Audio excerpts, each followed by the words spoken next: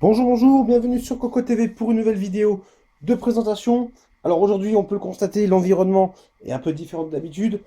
Mon bureau est en chantier contrairement à celui d'Aurélien. Du coup, on fait avec les moyens du bord pour l'instant.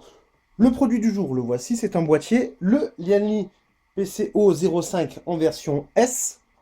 S, c'est-à-dire qu'il va pouvoir accueillir du water cooling sur le côté, puisqu'en fait ici nous avons deux emplacements pour du 120 mm. Un petit tour sur le bundle qui est très important avec une première platine. Alors on ne déballe pas pour l'instant, on ne sait pas encore à quoi elle sert exactement, on ne va pas le cacher.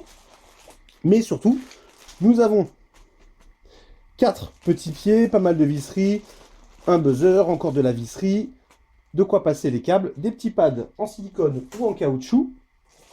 Et enfin, un support, puisqu'en fait le boîtier, nous allons pouvoir le placer verticalement ou horizontalement.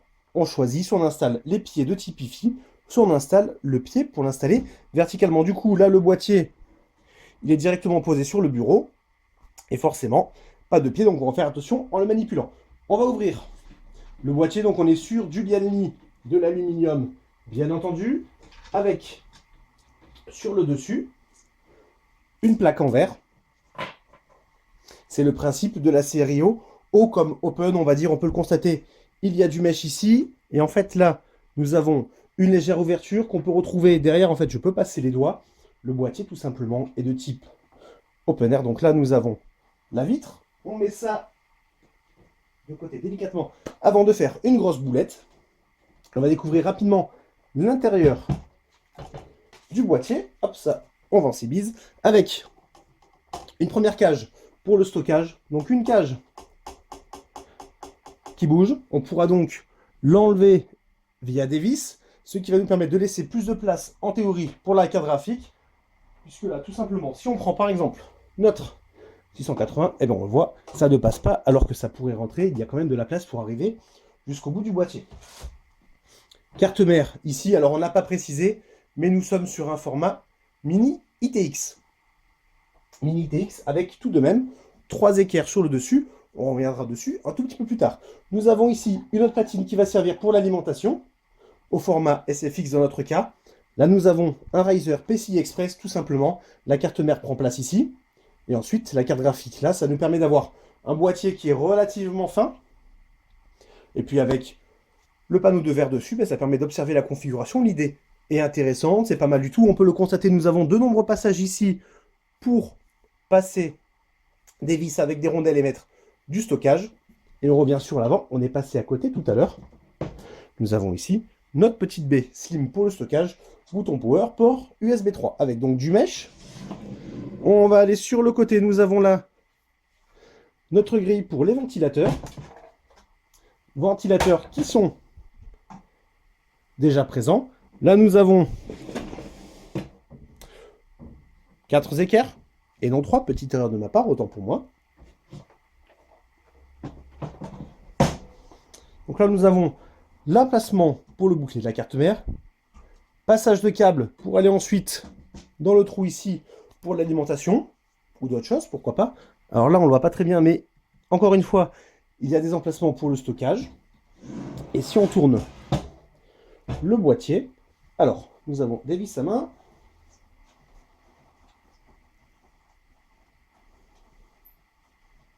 Ou des vis, on prend le temps.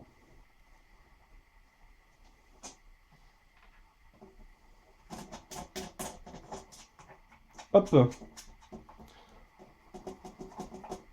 Alors, comme on peut le constater, le boîtier offre quand même pas mal de possibilités sur le papier pour le stockage avec des emplacements derrière la carte mère. La cage qui est sur le côté ou à l'avant, tout va dépendre en fait le point de vue. Alors je suis désolé, depuis tout à l'heure, vous voyez un bras. Il ne reste bientôt plus qu'une vis. En fait, la tige est assez longue et on va pouvoir enlever dans quelques secondes ce panneau de dessous si on parle avec le boîtier on retrouvera la vis à plat.